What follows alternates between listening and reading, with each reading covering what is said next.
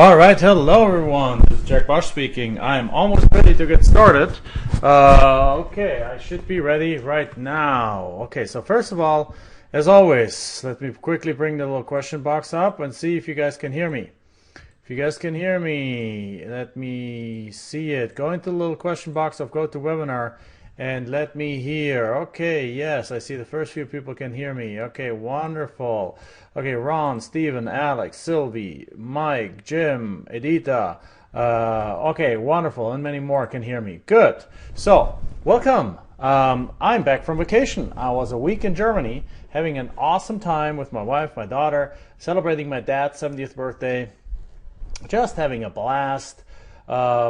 It's wonderful to be able to travel around the world. It's wonderful being able to just even take your kid out of school and just go on the other side of the world and go be at the family events that are important to you. Not having to say, sorry, I can't make it, I don't have the money, or I can't make it, I don't have the time, is, my opinion is, it's something that that everyone should consider striving towards, or driving away from, for that matter, and instead being able to say, you know what, this is important to me, I'm just gonna go. Let's just go. And you know, this is important to me. It is important to me to be at the event of the 70th birthday of my dad. Right? He only has my brother and me and my wife, and I mean his wife, and of course my wife too, as a daughter-in-law. And so it was extremely important for us to just say, you know what, it's just a big birthday. Who knows if he's going to make the 80th, right? 75th is another big one. Well, we go over there again. We'll go over there every year anyway. But this time we're just, you know what, let's go, even though it's just for a week, because we couldn't, in fact, take Sophia out that much longer than that. But out of school, she does have to learn something in school every once in a while. But just for that reason, we went only 1 week. Otherwise, we probably would have stayed longer. And it was absolutely wonderful. We had a great time. The weather was great, and my brother has a boat, so we went out on a lake. I mean, it was absolutely great. And those moments are the moments where I was just thinking, man, and we blessed. And that's what I want for you guys too. I want for you guys to be able to do that too, and that's why we're here at the Forever Cash Gold Club, showing you methods and things that allow you to do the exact same thing. And that'll allow you to take things and take time and just go around the world and do this. And today we're going to talk about how to make good offers for both land and houses. Right? There's only going to be a few slides. I'm mainly going to talk about to you right here from my heart about how to do this, from my knowledge, from my 3,000 plus deal experiences, and how to do these deals. And I don't know, I don't know if you see that on your screen, but there's something on the left that says GoToWebinar Secret Land. If you see that too, I apologize for it. There's no way, it kind of got burned into my screen, and I think it's time for me to get a new screen or a new computer, but for whichever reason, it's there, and it'll probably be there the entire time if you see it too. In any case, so now let's continue. So how to make a good offer for both land and houses is the subject of today's Forever Cash Gold Club live event. Okay, before we get started, very quickly, outside of these gold calls, the customer support is at jackboschsupport.com or forevercashsupport.com. And if for any reason you do not get an answer back right away, what I need you to do is I need you to leave a message within the next day or the following day or so. If you haven't gotten an answer, you say like, hey Jack, what's going on? Send me call me at this phone number, because one thing I promise you, and that is that we are answering all the questions that we get to Jack Bosch Support or Forever Cash Support. We're answering them every single day. Every single day of the week, of the business week, okay? We're not going in there Friday, Saturday, Sundays, but Monday to Friday, we're going in there multiple times a day and answering all the questions. So if you, for any reason, have not received the answer within like a business day, go back in, say, hey, I can't get it, I don't know what's going on, I haven't received the answer, and what we'll do is, but then leave us your phone number, and we'll call you and make sure you get the answer. All right.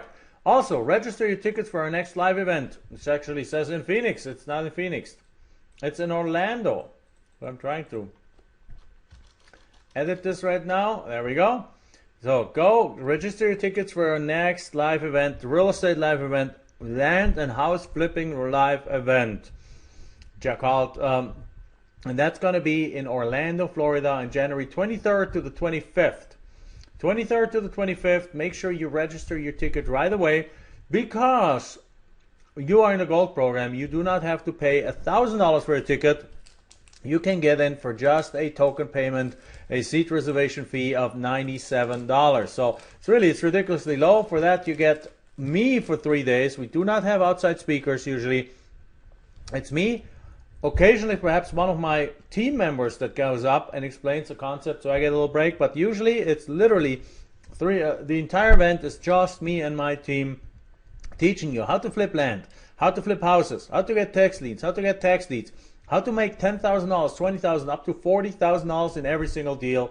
And this event is only going to be done about 2 to 3 times maximum per year. And I would want you to register for that one. Also, there's another reason. I'm actually on November 7th. I'm speaking in Orlando at an event of Rich Dad, Robert Kiyosaki, and at that event, whatever number of tickets is left at that event, I'm probably gonna sell out. Right? I'm gonna basically sell out the rest of the event, because these people are from Orlando. They want to come to an Orlando event, so we're probably going to sell out right there and there. So you got to get your ticket in right now in the next 2 weeks. So don't delay it. Do it right now. Go to jackbosch.com/free seminar tickets. Okay. Subject today is how to make a good offer for both land and houses. All right. So the important piece here is that making offers is really simple. People are freaking out over hours about how to make the offer. Making offer is really a function of just a few things: of the value of the property, of the condition of the property, and of the motivation of the seller. That's always a function. So the value of the property is obvious, right? If a property is worth $1 million, you offer more than it's worth $10,000. If the condition of the property, if the property is in top shape, nothing needs to be fixed on it, then you can pay more for it than if it's completely rotten and falling apart. That also makes sense. So now the third one is the motivation of the seller. Yeah, that does play a role. While you have to hit certain numbers just to make sure that you can pay, or that the deal is a deal, below that maximum offer amount, the motivation of the seller is a huge factor. Or let me ask you another way. If a owner for $200,000 house tells you that he absolutely doesn't want that thing anymore, it's a hassle to him, he has no more interest in the property, and if you want to take it off his hands, he can give it to you. Would you offer this person a lot of money, or would you offer this person a little bit of money because he doesn't want more than a little bit of money? Right, you would offer this person just a little bit of money. Now compare that to somebody who says, hey, yeah, I might consider selling my property, but I'm not going to give it away. I love this property. It's a great piece. I know everything about it. And if you make me the right offer and then give me enough money, then I might consider selling that property to you. Now you already hear in the voices of those people and in the statements that they make that one can be had for much less than the other one. Now in both cases, if there's some repairs and there's some things and so on that need to be taken care of, in both cases you have to hit a minimum or a minimum discount for that deal to work. Just because the second guy wants more money than the first one doesn't necessarily mean you have to offer him more money, but the deal needs to be a deal. So therefore, let's look at that in a little more detail. Generally speaking, land can be bought with higher discounts, so basically at lower prices than houses. Also, the beautiful thing about land is that land has no repair needs for whatever you understand. I mean, there's nothing to be repaired on a piece of land because there's nothing on the piece of land. Also, land needs to be discounted for a quick sale. Well, that's a down sale. That's a drawback of land.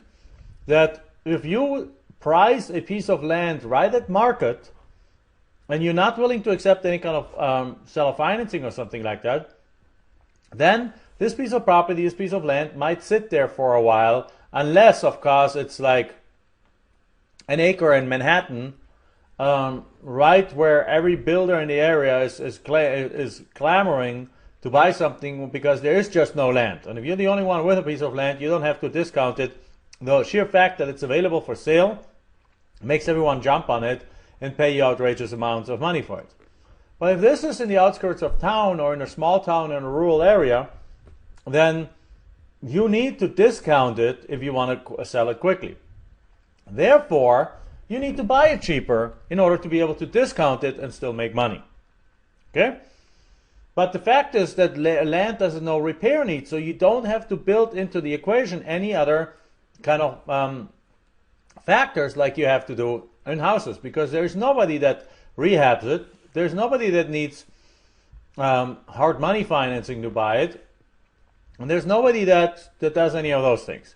It's just land, it's cheap, you buy it and for almost nothing, or you put on a contract for almost nothing, and you flip it to somebody else for a little more, but still below value. That's the picture in land.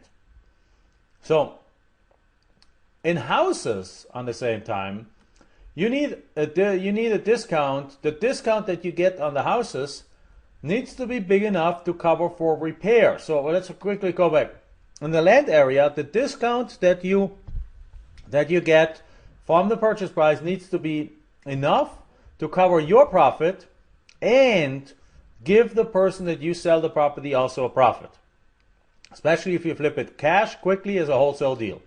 You just need to make sure you can mark it up a little bit, make a profit, and the person that you sell it to, that person also will be able to make a profit. Now in the housing area, there's a couple more factors included.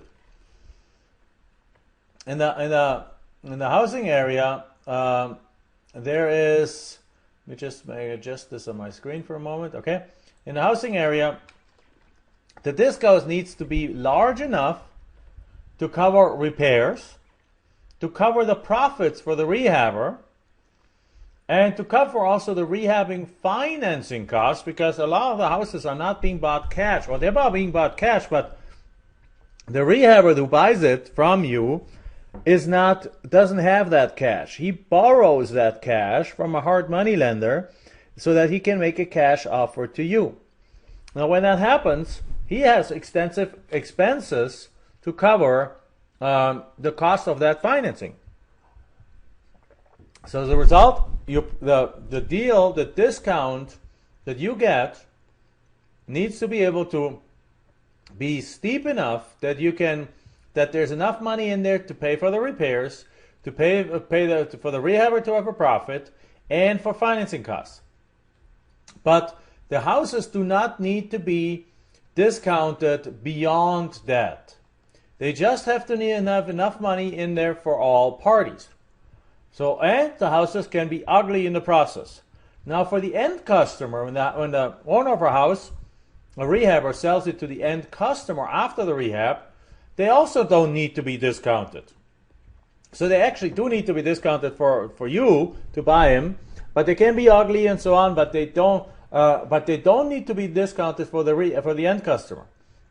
But there they need to be pretty, because if you have the prettiest house, just the other day, the lady that cuts my hair, hairdresser, she's moving to Michigan from Arizona, back to where her family is. I want to be close to her family, and there's houses on the market for months. Yet the house that they wanted to buy had a bidding war on it. Now why in the world would that be the case? When 2 streets over in the same neighborhood, a similar sized house is available for less money, in decent condition, move-in condition, but and it's sitting there for 4 months already. The reason is very simple. This house had been bought by a rehabber, had been rehabbed so amazingly beautiful that people were fighting over getting into that house. And that's the thing. So if the house is really, really pretty, it doesn't need to be discounted. It just needs to be pretty. So let's go back to the land right now, after this little introduction. When you make a land offering, it's very simple. If the land is below $50,000 conservatively, perhaps even up to $80,000 or $100,000, but let's say $50,000, we never offer more than 25% of market value. That's our rule in our land business. Never more than 25 cents on the dollar is what we offer.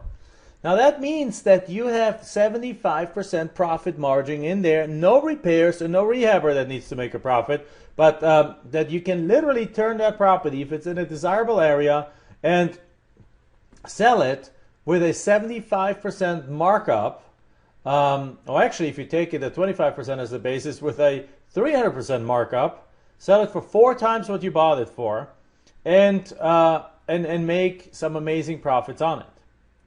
Now, overall though, the rule of thumb here of the 25%, it's the maximum. We don't always offer up to 25% on it.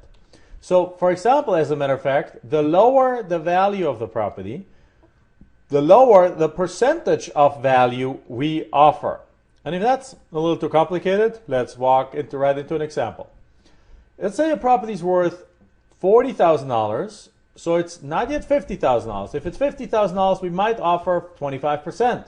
What is 50,000? 25% of 50,000, that's $12,500. So if the property is worth $40,000, if 25% would be $10,000, but perhaps we don't offer 25%, we only offer 20% of market value. So if a property is worth $40,000, we might offer $8,000 for that property, 20%. However, if we come to a property that we find out is worth only $10,000, we're not offering 25%, we're not offering 20%, we're not even offering 10% of that property. We might offer just $500 on that property. Perhaps we go up to $1,000, but anywhere between 5 and 10% is what we offer. So basically, you see, the lower the actual value of the property, the lower the percentage of what we offer. At the $40,000, we offer 20%. At a $10,000 value, we offer only 5 to 10% of the value. So as a result, that makes sure that you always get a piece of land at the rock bottom values, and therefore you have enough margin in there to actually do what you need to do. And in other words, by making such low offers, it buffers you from mistakes in valuation. What if you thought the property is worth 40, but it ends up only being worth 20? But if you only offered 8 for it, hey, even if it's only 20, you can still sell it for 15 and make a quick $7,000 profit. Won't be as profitable as you thought, but you're still making money. Isn't that a beautiful thing? Worst case scenario, and you still make money. So it also allows us to flip at below market values and still make great profits, right? Because if the property is worth 40, we're offering 8. Could we sell it for 20, 25 perhaps? Let's say 20. We're making a quick $12,000 profit on something we bought for 8. So you're making $20,000 out of $8,000, and at the same time, the next guy still gets their property half off. It's a no-brainer, and that's why these properties sell so fast. Also, it allows us, if you want to do seller financing, it allows us to sell with a low down payment and seller financing. So let's take that example, the one where we bought what I said that's worth $10,000, and we get it for $500. Hey, can we go and sell this property right now for $10,000 and ask for a $500 down payment? We're only asking for a 5% down payment, right? Anyone that is serious about wanting that property should be able to pull up $500 to pay the down payment, even if it's on their credit card. We actually allow our customers, to pay their properties with credit cards. Everyone does what we do, and therefore, then make us payments of $150 a month for the next 7 years. Well, that works just fine. So now all of a sudden, with the down payment, we get the money back that we paid for the property, and every dime after that is just pure profit. So this is how house offers work. They're really not complicated. They hang on the value.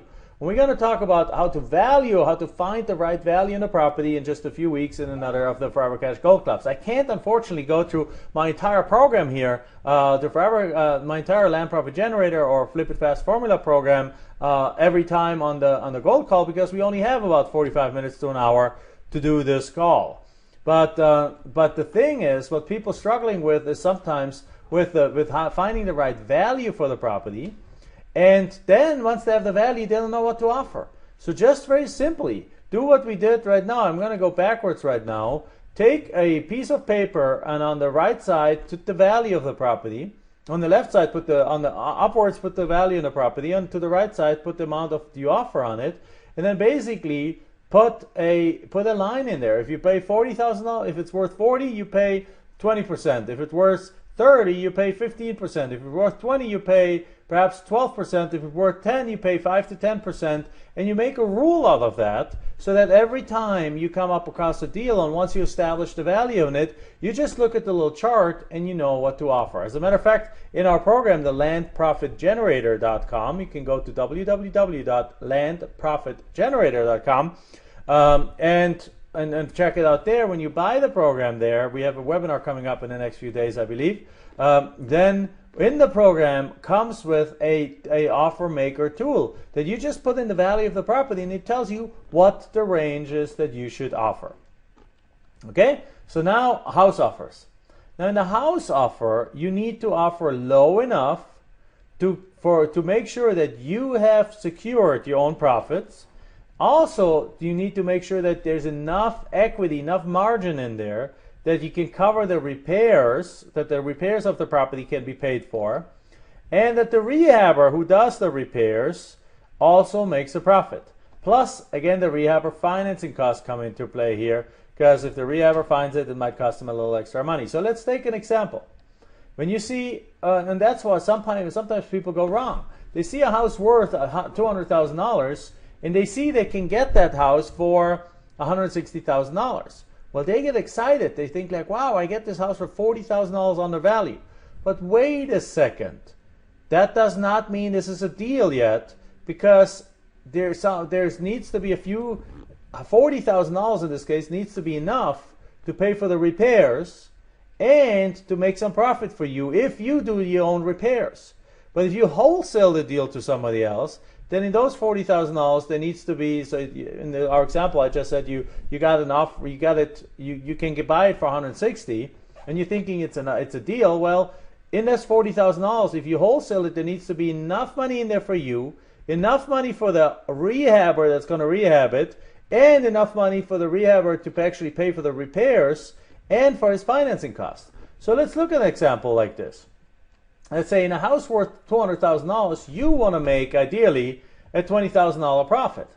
Right? I mean, you can walk away with less than that, but let's target at least a $20,000 profit on that deal, because that's worth your while. Now, on top of it, after analyzing the property, you came to the conclusion that this property needs $30,000 in repairs. So if you at this point would say, well, okay, if I'm willing to do this for $10,000, and if I manage the repairs myself, I can repair this thing and then sell it, and I can make $10,000. Well, that would be awesome, because the $30,000 in repair won't change, but you can adjust this one to say I make 10. But now you work several months on a rehab, and you make $10,000, and of that you might still have to even subtract the money that you have to pay a real estate agent. Or you have to, or if you don't have $160,000 plus repair costs yourself, you might have to get a loan for it, and then the loan is eating away at your $10,000 profit. But let's keep going. Let's say you want to make $20,000 on that deal, plus you realize that there's about $30,000 in repairs necessary, and a rehabber is going to want to make at least 20% of the house worth in profit. So let's say the rehabber, for all this work, the rehabber is not going to do the repairs for 10 grand. The rehabber wants to make at least $20,000, but likely $40,000 in profits for doing this $30,000 worth of repairs, because he has to manage crews, he has to find things, he has to get people in there, he has to manage them, he has to take this money out of his own pocket, and so on and so forth. And then, who knows if the repairs are really $30,000, because usually repairs go over budget. And if they go over budget, guess what? They're going to be subtracted from the $40,000 the rehabber made. So the rehabber is building in a little buffer in here, so that if this goes higher and this goes lower, he still makes, I don't know, if the repairs end up being a whopping, if the repairs end up being $40,000, then he's only going to make $30,000 in there, and that's good. And then on top of it, the rehabber would love to have enough money in the deal to cover the financing cost. Well, if you add this all up, and this is a pretty extreme example, I mean, in the sense that you want to target that. You're not always going to get that with the seller, but you want to target that. So you want to target $20,000 for you, $30,000 for repairs, $40,000 for the rehabber, and $10,000 in financing costs. Well, if we add this up, 20 plus 30 is 50, plus 40 is 90, plus 10 is 100. That means that we have to offer $100,000 less than this property is worth. So that means we have to offer, our maximum offer price is $100,000. Now, we could, that I'm saying this is an extreme case because at the $40,000 profit, the rehabber can perhaps cover his own financing costs. So the rehabber only makes $40,000 in it, and off that he already covers his cost. So now basically you're looking for 20, there's 30 in repairs, the rehabber is looking for 40. Of that he already covers his own financing cost, he already covers his additional repair costs and so on. So chances are if there's another 5 to 10 in repair costs and there's another 5 to 10 in financing costs, he ends up making anywhere between $20,000 and $30,000, which is just fair because he does all the work. And that means that in this case our maximum offer price would be $110,000, or about 55% of market value, right? That's what we need to offer. So if you could have gotten that thing for $160,000, there's no deal here anymore, because it's at least not a deal that you can flip to somebody else. You need to get those pieces of property cheaper. And each dollar you get it for less is you make more money. Now let's look at an example where this just happened the other day, where one of my students just got a deal that the property was worth about $160,000, and he got the property for $85,000. Now there was about $20,000 in repairs in there, and the rehabber wanted to make about $25,000 in there. So if $25,000 in repairs plus $25,000 for the rehabber is already $50,000. Now, well, from 160 to 85 is $75,000. So that basically meant that the student of us that got the house for 85, he was able to flip it for 100, and therefore leave enough money in there for the rehabber to flip the deal. Actually, he was able to flip it for, in this case, leave enough money in there for the rehabber to rehab it, to spend $25,000 in repairs, spend $5,000, $6,000, $5,000 to $10,000 in financing costs, and still net his $25,000. Isn't that a beautiful thing? It is. And that's exactly what we're trying to do here. So this student made a quick $15,000 on the deal, but he got the property at the right price, at about 55 or 53% of market value. Okay. Now, what if the student would have gotten the property instead of for $85,000, or what? And let's go back to our example here on the screen. So in this case, with $110,000, there's $20,000 for leftover for you, 30 for the repairs, and 40 for the rehabber. And remember, the rehabber needs to pay from that the actual any overages in the repair plus the financing of the house, because he had to actually go in and pay $100, and had to get funding from somebody for $110,000 plus the $30,000 in repairs, and that costs money. It costs points, it costs monthly payments, and so on. So it cost him about 10 grand of that. So the bottom line here is, though, what if you would have found that house instead of for 110? What if you could have negotiated the seller to $100,000, or let's say to $90,000? Would you have to lower the asking price for the property? And the absolute answer, the answer is no, absolutely not. Because in this deal, how much did we sell the property for to the rehabber? We sold it for $70,000 below the value after it's repaired. So we sold it for $130,000. So the house is worth $200. You sold it for $130. Those $70,000 is the $30,000 in repairs and the $40,000 in profits for the rehabber. So therefore, what if you get that property instead of for $110? If you get it for $90,000, you don't have to reduce the asking price. You still flip it for $130, but now you make more money. So the key here is You want to make sure that you figure out that maximum offer price. But then this is just that. This is the maximum. This is not what you offer. You offer below that, as far below that as you can get. Okay? So that's basically how you make an offer in the housing world versus the land world. In the land world, it's very simple. There's no rehabs. There's no repairs. There's no rehabber. You just basically go and say the property is worth 50 grand. I offer 25%, 12,500, and then you basically ask, how much more can I sell it to so that it sells fast? In the house area, there's much more things flipping, much more things going on here. However, once you have an offer once you have a deal that you can sell for that price, it'll move extremely quickly. So in this case, if the house is worth $200,000 and it has only $30,000 in repairs, if you put that property up on the market for $130,000, it'll be sold in an hour. And that's the beautiful thing on houses. They're more complicated, they're a little bit more complex, but you're selling your properties in an hour if they are priced right. The other day, one of my coaches actually did a deal on his own, and he texted me and says like, hey, send me an email saying like, hey, I wanna do this deal, and I have this deal, and he sent me the numbers, and he was considering partnering up with me on the deal, but then he put it just out on Craigslist or somewhere, and because it was well priced, he had sold it the same day to somebody for a $17,000 profit.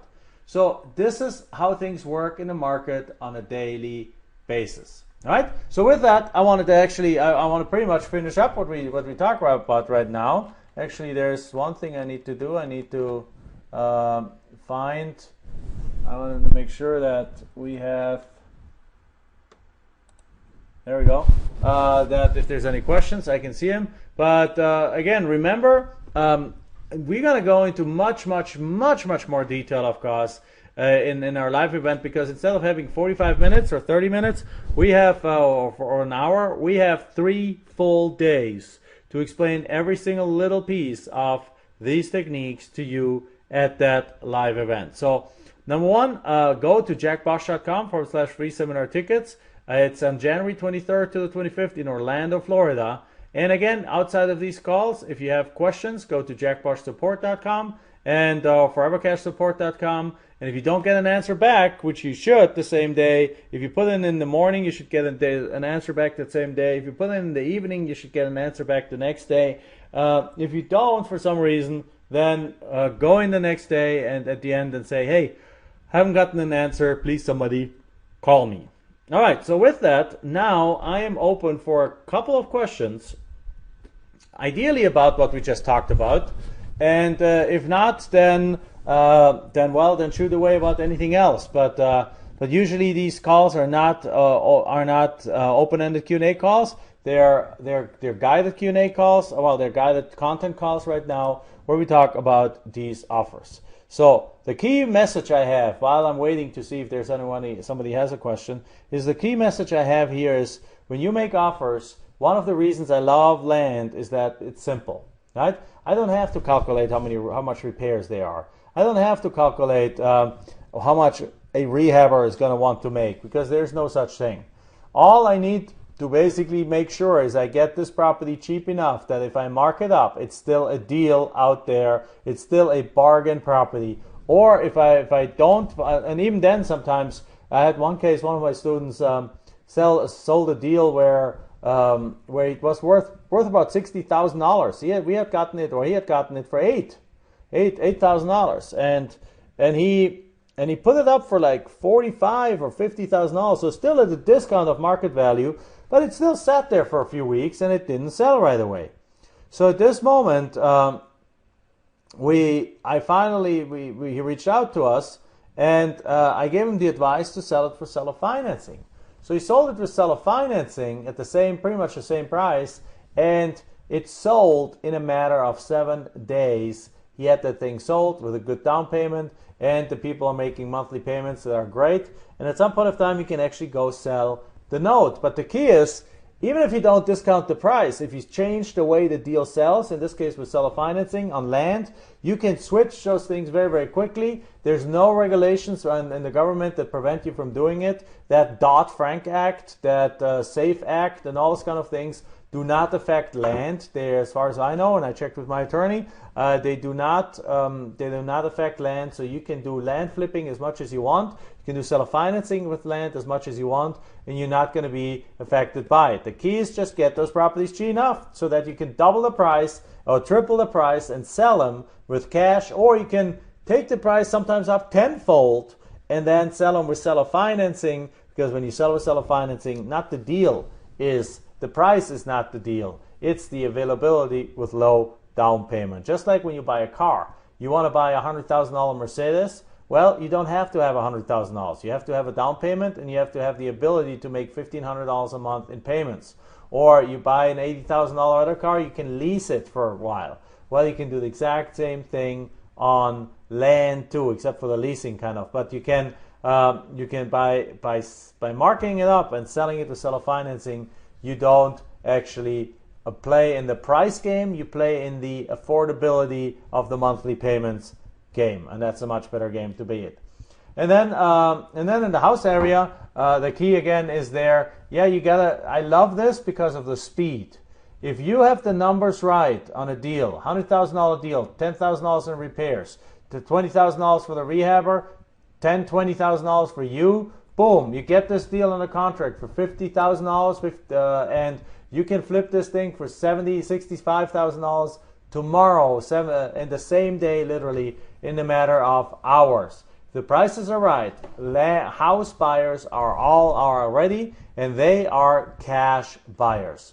So in combination, what the key is making the offer, and the offer process is really very, very simple in both cases. In both of my programs, the landprofitgenerator.com, I have a program in there that shows you how to make your offers. And in the hiddentextilecash.com, I have a off-deal analyzer and an offer-making analyzer where you put in just a few factors into that sheet, and it gives you the exact maximum offer amount that you can make. And if the deal is not a deal and you can't get to an offer amount that's above zero, then it'll tell you, sorry, no deal. And that's just as important as knowing when you have a deal. Because so often we're racing after deals, we're chasing after deals that are not really deals. We're trying to get deals to work that are not, at the end of the day, deals at all. So by knowing when a deal is a deal, you are going to be able to do more deals in less time, with less hassle, and with more free time to spend, as I did right now, all over the world with your family. Okay, so I still haven't seen any questions. So therefore, what I'm going to do is I'm going to call it a day. I want to thank you very much for being on the call. So it was a shorter call today. Next week we'll probably have a longer one again. By all means, go to forevercash.com/schedule. Forevercash.com/schedule, and check out check out the next event, where they are, when they are, what time they are, and make sure you look out for the emails for that where that happens. This week, also check out my emails. I'm telling you about a really cool investment technique that I've been using for years, and that's a really cool tool that you can do. And I'm looking very much forward to telling you more about that over the course of this week. Okay, and lastly, don't forget to secure your ticket for the live event, Jack Bosch Real Estate Seminar and Forever Cash Seminar on how to build wealth, how to be financially free in a matter of 3 to 5 years, using my favorite methods of real estate, which allow you to make big checks and build up cash flow, all in the same time, in the same technique, in the same methods. All right, with that, thank you very much, and you all have a wonderful, wonderful rest of the day. Bye-bye.